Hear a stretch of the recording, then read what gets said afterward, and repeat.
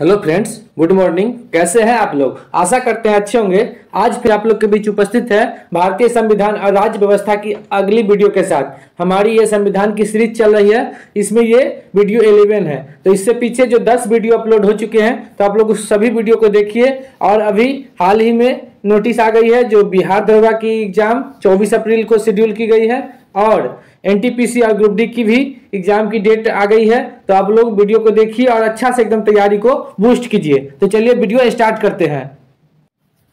Video अच्छा लगे, helpful लगे तो चैनल को जितना से जितना हो सके लाइक, सब्सक्राइब और शेयर कीजिएगा। तो चलिए वीडियो स्टार्ट करते हैं। हमारा आज का पहला क्वेश्चन है, किस अनुच्छेद के अनुसार राष्ट्रपति को सहायता एवं सलाह देने के लिए एक मंत्रिपरिषद होगा जिसका प्रधान प्रधानमंत्री होगा?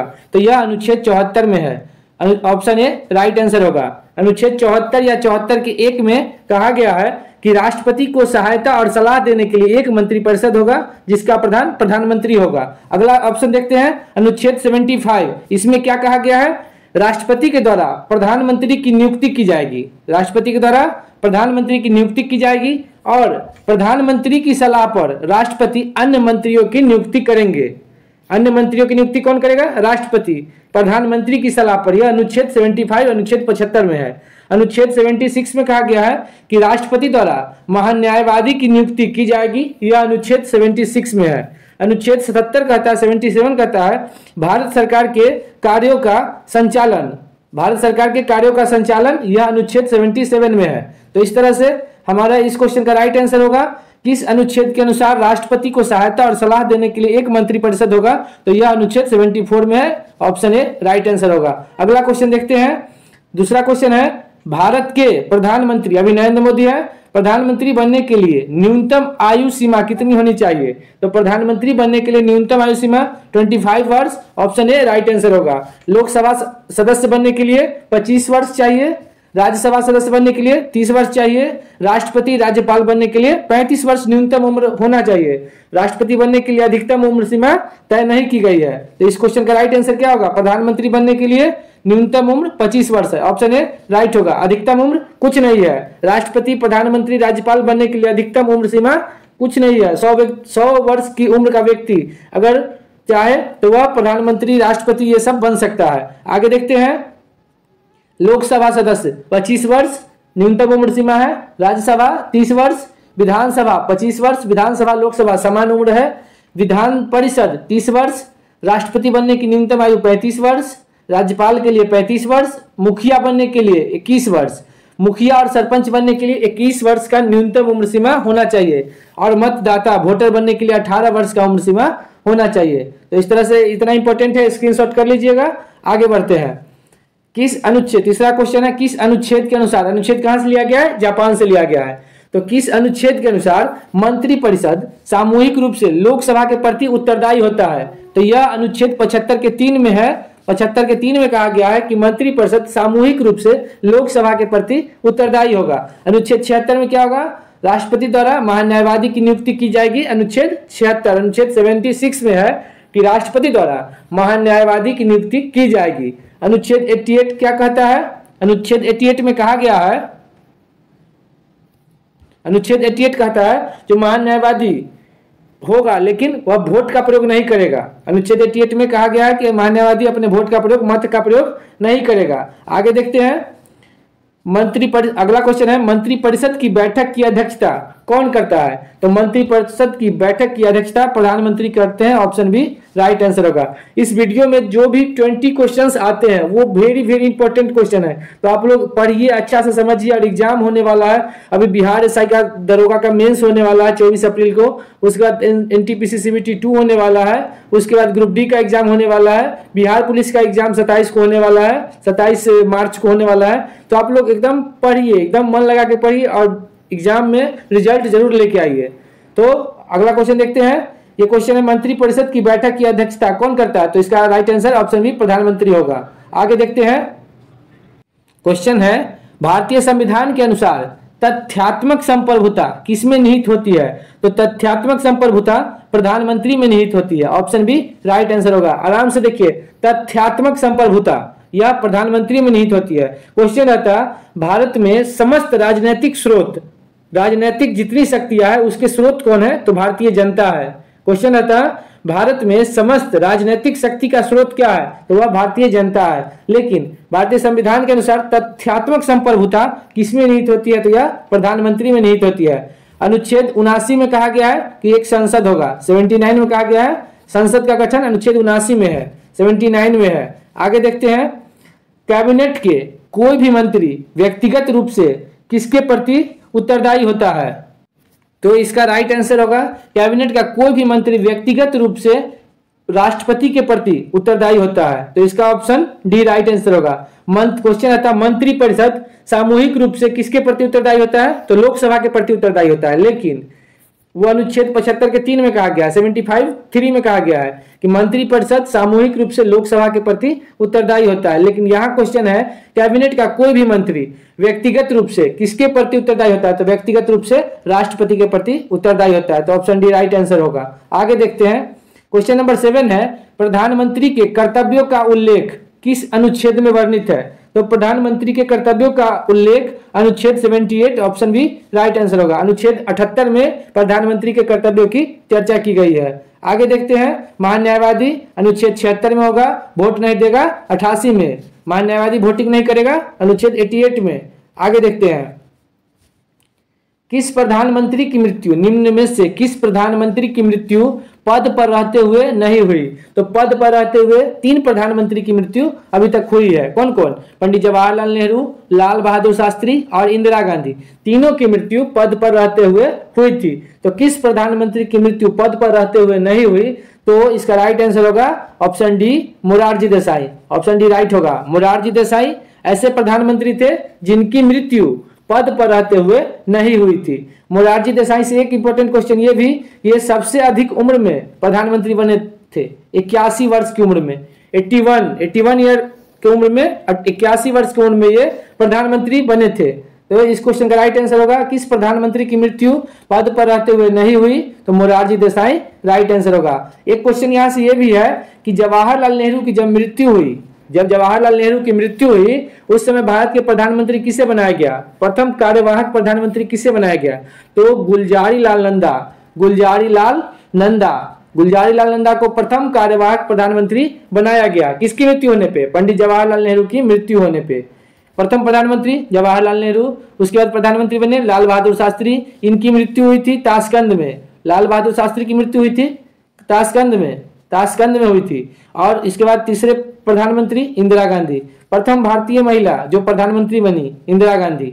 आगे देखते हैं, अगला क्वेश्चन है मंत्रियों के वेतन और भत्ते का निर्धारण कौन करता है, तो किसी भी मंत्री को वेतन और भत्ता दिया जाता है, इसका निर्धारण संसद करता है, ऑप्शन सी राइट आंसर होगा। और संसद का गठन कितना अनुच्छेद में है, अनुच्छेद 79 में है, संसद 79 में है। आगे देखते हैं, भारत के प्रथम कार्यवाहक प्रधानमंत्री किसे बनाया गया था, कौन थे, तो प्रथम कार्यवाहक प्रधानमंत्री बने थे जब जवाहरलाल नेहरू की मृत्यु हुई थी, ठीक ना। उसके बाद प्रथम कार्यवाहक प्रधानमंत्री बनाया गया गुलजारी लाल नंदा को, ऑप्शन ए राइट आंसर होगा। आराम से समझिए, एकदम नॉर्मल भाषा में है, आराम से समझिए, और एग्जाम में जब ये क्वेश्चन है तो बिल्कुल भी कंफ्यूज नहीं होइए, एकदम समझिए। जवाहरलाल नेहरू मरे तो प्रथम कार्यवाहक प्रधानमंत्री गुलजारी लाल नंदा को बनाया गया, तो ऑप्शन ए राइट आंसर होगा। मोरारजी देसाई ये कांग्रेसी प्रधानमंत्री नहीं थे, ये गैर कांग्रेसी थे, ये कांग्रेस पार्टी के नहीं थे, गैर कांग्रेसी प्रधानमंत्री बने थे मोरारजी देसाई। और सबसे अधिक उम्र में ये प्रधानमंत्री बने थे 81 वर्ष की उम्र में। तो एग्जाम में अगर क्वेश्चन आ जाए कि भारत के सबसे अधिक उम्र में बनने वाले प्रधानमंत्री कौन थे, तो मोरारजी देसाई थे।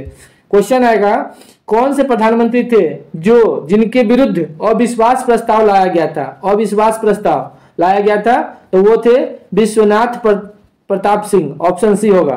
अविश्वास प्रस्ताव लाया गया था विश्वनाथ प्रताप सिंह के विरुद्ध। और क्वेश्चन अगर पूछ दे कि भारत के कौन से ऐसे प्रधानमंत्री थे जिन्होंने संसद में एक भी दिन सामना नहीं किए, तो संसद का सामना नहीं किए, संसद में एक भी दिन अपना चरण नहीं रखे, कौन थे, चौधरी चरण सिंह।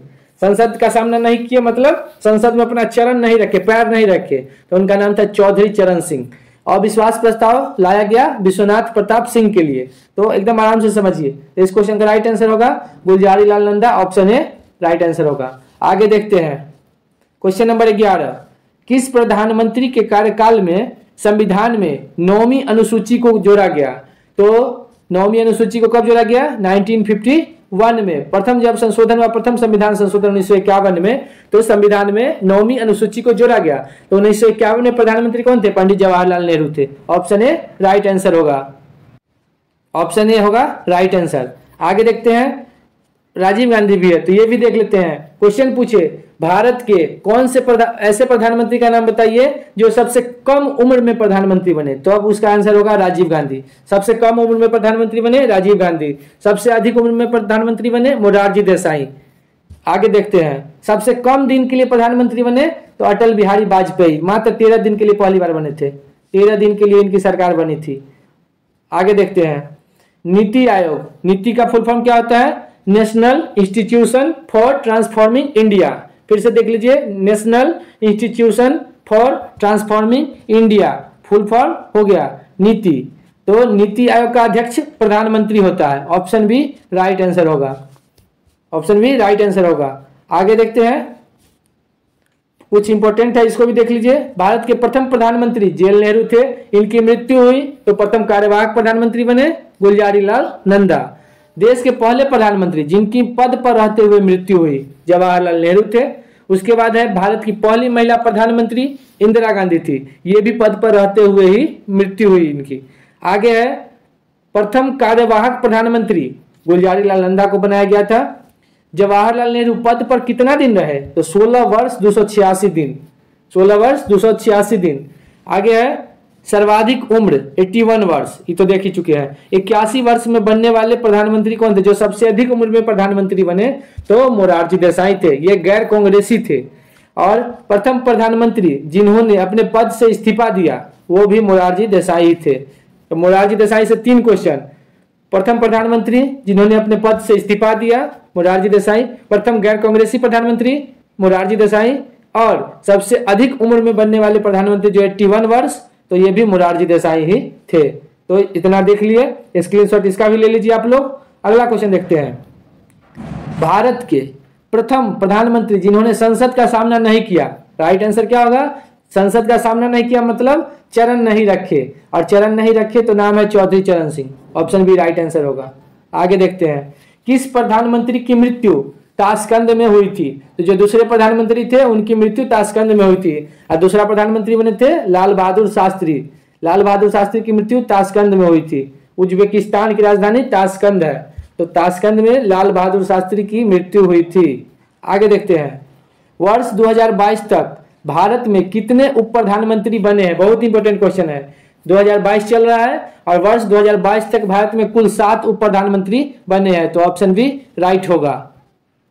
ये भी देख लेते हैं, पहले उप प्रधानमंत्री थे सरदार वल्लभ भाई पटेल, दूसरे मोरारजी देसाई, उनके बाद चौधरी चरण सिंह, उनके बाद जगजीवन राम, उनके बाद वाईवी चौहान, फिर चौधरी देवीलाल बने छठे उप प्रधानमंत्री, और सातवें और अंतिम अभी तक 7 ही उप प्रधानमंत्री बने। तो लास्ट बार जो बने थे लाल कृष्ण आडवाणी थे। तो ये 7 उप प्रधानमंत्री भारत में बने हैं। शुरुआत वल्लभ भाई पटेल से हुई थी और अभी तक जो लास्ट में उप प्रधानमंत्री बने थे लाल कृष्ण आडवाणी। आगे एक क्वेश्चन है, सबसे अधिक उप प्रधानमंत्री किस राज्य ने दिए? तो सबसे अधिक उप प्रधानमंत्री गुजरात ने दिए थे। तो इतना हम देख लिए। आगे है अगला क्वेश्चन है क्वेश्चन नंबर 16, वैसे उप प्रधानमंत्री जिन्होंने प्रधानमंत्री के पद को भी सुशोभित किया। तो प्रधानमंत्री के पद को सुशोभित किया मोरारजी देसाई, सही है, और चौधरी चरण सिंह, ये भी सही है। वैसे उप प्रधानमंत्री थे जिन्होंने प्रधानमंत्री के पद को भी सुशोभित किया, तो मोरारजी देसाई और चौधरी चरण सिंह। तो इस क्वेश्चन का राइट आंसर क्या होगा? ऑप्शन सी होगा। चौधरी चरण सिंह और मोरारजी देसाई दोनों उप प्रधानमंत्री थे, फिर प्रधानमंत्री बने। आगे है क्वेश्चन नंबर 17, वर्ष 2022 तक कितने प्रधानमंत्री पूर्व में किसी राज्य के मुख्यमंत्री रह चुके हैं? ये सब बहुत इंपॉर्टेंट क्वेश्चन है, ये जल्दी आपको लुसेंट और एसपीडी के बुक में नहीं मिलेगा। तो ये सब थोड़ा यूनिक क्वेश्चन है, तो इसको देखिए, समझिए, एग्जाम में यही सब यूनिक क्वेश्चन आपको रिजल्ट ला के देंगे। क्वेश्चन है, वर्ष 2022 तक कितने प्रधानमंत्री पूर्व में किसी राज्य के मुख्यमंत्री रह चुके हैं? तो पांच मुख्यमंत्री ऐसे थे जो कि प्रधानमंत्री बने थे और ये पहले किसी न किसी राज्य के मुख्यमंत्री रह चुके हैं। तो ऑप्शन है राइट आंसर होगा।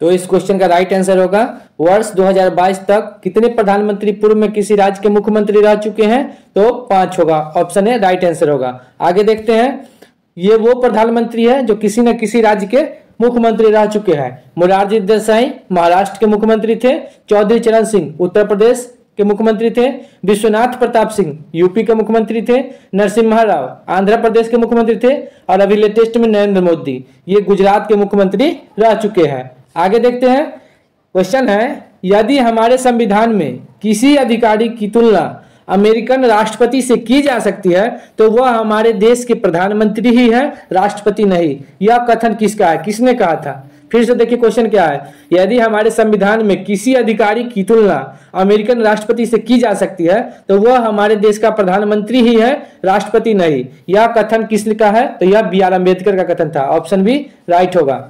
बी आर अम्बेडकर को सब जानते हैं, बी आर अम्बेडकर साहब ने ही यह कथन कहा था। आगे देखते हैं क्वेश्चन नंबर 6, ये भी देख लेते हैं, ये देख चुके हैं।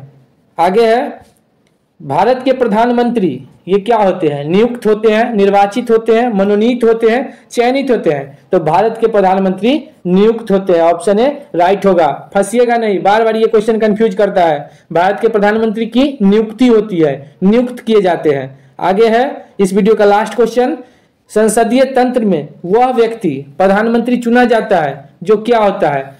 प्रधानमंत्री वही बनता है जो लोकसभा में बहुमत दल का नेता होता है। और लोकसभा कहा जाता है किसे? निम्न सदन को। प्रथम सदन या निम्न सदन कहा जाता है लोकसभा को, और उच्च सदन कहा जाता है राज्यसभा को।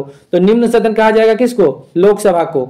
और लोकसभा में बहुमत दल का नेता होता है, वही प्रधानमंत्री चुना जाता है। प्रधानमंत्री कौन चुना जाता है? जो लोकसभा में बहुमत दल का नेता होता है। और लोकसभा कहा जाता है प्रथम सदन या निम्न सदन, लोकसभा को कहा जाता है। तो इस क्वेश्चन का राइट आंसर बी होगा। मिलते हैं अगले वीडियो में। और अगर वीडियो आप लोग को अच्छा लगा, ये 20 क्वेश्चन का सेट था, खत्म हो चुका है। वीडियो आप लोग को कैसा लगा कमेंट बॉक्स में कमेंट जरूर कीजिएगा।